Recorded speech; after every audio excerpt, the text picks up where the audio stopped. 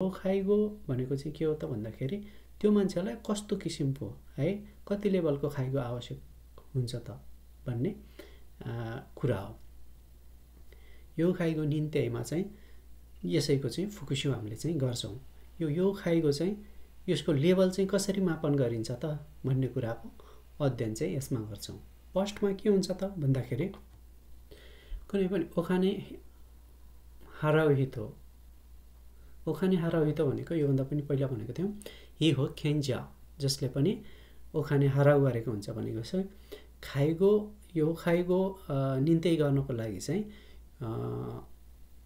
He हो खेन्जा चाहिँ हुनुपर्छ है, पैसा तिरेको हुनुपर्छ भनेको खाइगो होखेन भनेको खाइगो इन्सुरेन्स होइन, इन्सुरेन्सको चाहिँ पैसा तिरेको हुनुपर्छ।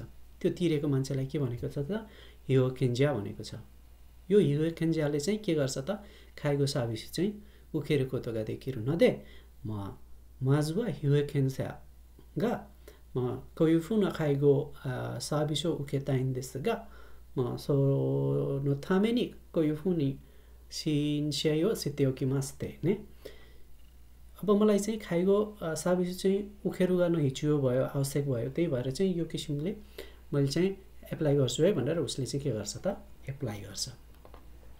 एप्लाई है, एप्लाई के को लागि गर्छ त भन्दाखेरि यो खाइगो निम्त्याइ न सिन्से है, यो खाइगो निम्त्याइ गरिदिनुहोस् है भनेर चाहिँ उसले चाहिँ एप्लाई गर्छ। कहाँ एप्लाई गर्छ त भन्दाखेरि सिचुएसन ओयोबी थोकुबेचुको थोक्यो न निजु सानको है भनेको के त भन्दाखेरि सिचुएसन सिटी अफिसमा अथवा सिटी के भन्छ त्यसलाई मेयर भनौँ न, सिचुएसन भनेको मेयर ओयोबी थोकुबेचुको भनेको चाहिँ टोकियोमा चाहिँ 23वटाको भनेको वार्डहरू छन्। अब त्यसमा होल कन्ट्रीमा चाहिँ सिचुएसनले गर्छ तर तोकुबिचुक्यू भनेको स्पेसल कुहरूमा चाहिँ भनेको टोकियोमा चाहिँ 23 कुहरूमा चाहिँ केले गर्छ त भन्दाखेरि कुयक्सो भनौँ न वार्ड अफिसले चाहिँ गरेको हुन्छ है।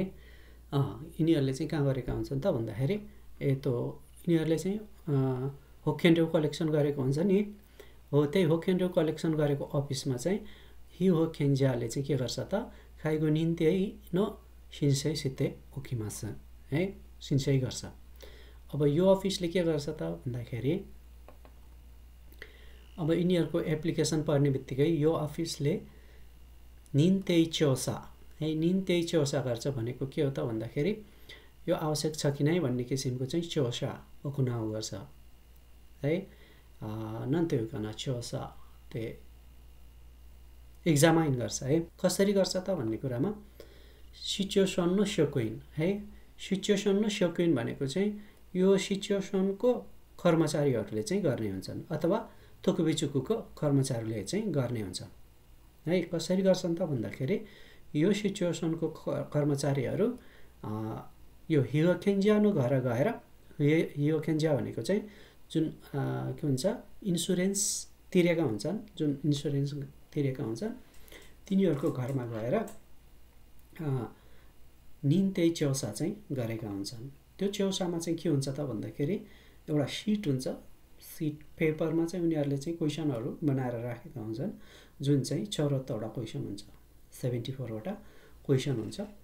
त्यो क्वेसनले चाहिँ के निर्धारण गर्छ त भन्दाखेरि यो मान्छेलाई कस्तो किसिमको समस्याहरू आएको छ त दैनिक जीवनमा, यो मान्छेले सम्झिन सक्छ कि नै, अथवा यो जिरिचु कतिको गर्न सक्छ, अथवा कुनै कामको लागि कसैको सहायता लिइराखेको छ कि नै भन्ने किसिमका विभिन्न थरीका प्रश्नहरू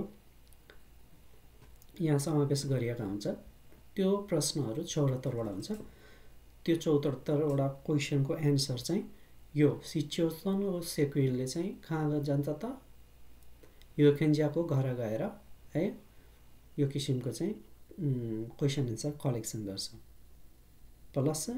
प्लस के हुन्छ त भन्दाखेरि यो घर जाँदाखेरि हुन्निन अथवा खाजुकुको हियरिङबाट है, हियरिङबाट चाहिँ यो 74वटा क्वेसन बाहेकका केही इम्पोर्टेन्ट कुराहरू सुन्यो भने अथवा त्यहाँबाट निस्कियो भने मेमो टिपेर ल्याएको हुन्छ, जसलाई के भन्छ थोक्किजिको भनेर चाहिँ भन्छ।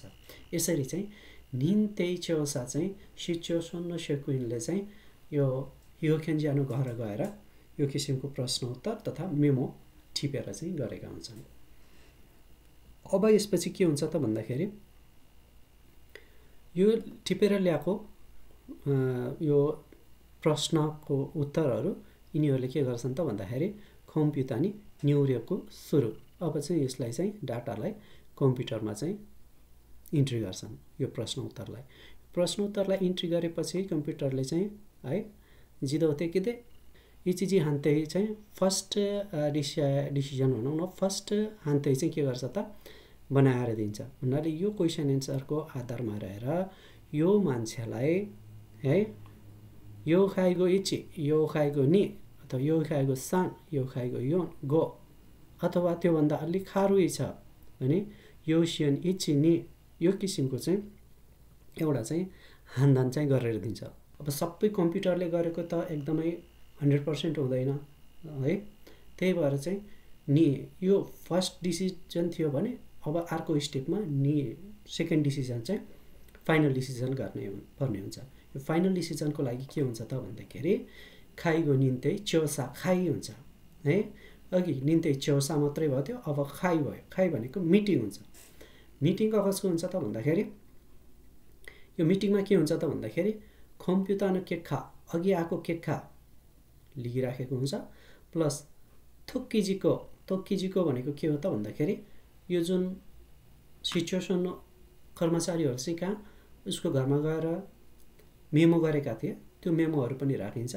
प्लस शिवजी न इकेन्सो डक्टरको विचार पनि चाहिँ आवश्यक हुन्छ है। कस्तो प्रकारको रोग छ, यो रोगले गर्दाखेरि यसलाई चाहिँ खाइगो हिचियो छ भन्ने किसिमको इकेन्सो चाहिँ उसले चाहिँ दिएको हुन्छ। त्यो इकेन्सोको आधारमा चाहिँ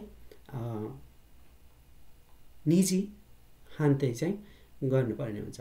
यसरी चाहिँ यो चाहिँ एकलौटी कम्प्युटरको मात्रै केक्खा नभइकन यहाँ चाहिँ सम्बन्धित मान्छेको इक्खेनहरू पनि रहेको हुन्छ। यो इक्खेनहरूलाई चाहिँ मतमे गरेर के हुन्छ त निजी हान्ते भनेको फाइनल डिसिजन चाहिँ के हुन्छ त निकाल्छन् यिनीहरूले। अब यो मान्छे चाहिँ यो खाइगो यति हो अथवा यो सियन यति हो। जस्तो फाइनल डिसिजनमा यो खाइगो नि आयो भने है र अब यो खाइगो नि अनुसारको सर्भिस चाहिँ यो मान्छेले चाहिँ उखेरु गर्न सक्छ। यो किसिमको चाहिँ प्रोसिड्युर चाहिँ अब चाहिँ गर्नुहोस् भनेर चाहिँ उसले चाहिँ ओसिरासे चाहिँ यसको घर पठाउँछ है। यसको घर पठाउँछ। पठाइसकेपछि के हुन्छ त भन्दाखेरि अब नि भनेको अलि खारुई किसिमको खाइगो खारुई किसिमको सपोर्ट मात्रै, अलिकता हल्का किसिमको सपोर्ट मात्रै गर्ने भन्ने किसिमको चाहिँ हुन्छ। अब यो हल्का मात्रै होइन, यो चाहिँ हाम्रो चाहिँ त्यो यो खेन्जा चाहिँ अझै धेरै सपोर्टहरू नगरिकन चाहिँ अझै धेरै सपोर्ट नदिने हो भने चाहिँ निची सेखाचु गर्न चाहिँ गाह्रो हुन्छ। यो चाहिँ सिचुएसनले गरेको चाहिँ निम्ति चाहिँ हामीलाई चित्त बुझेन भन्ने चाहिँ इखेन आयो भने यो हियो खेन्जियालाई अथवा यसको खाजुगुलाई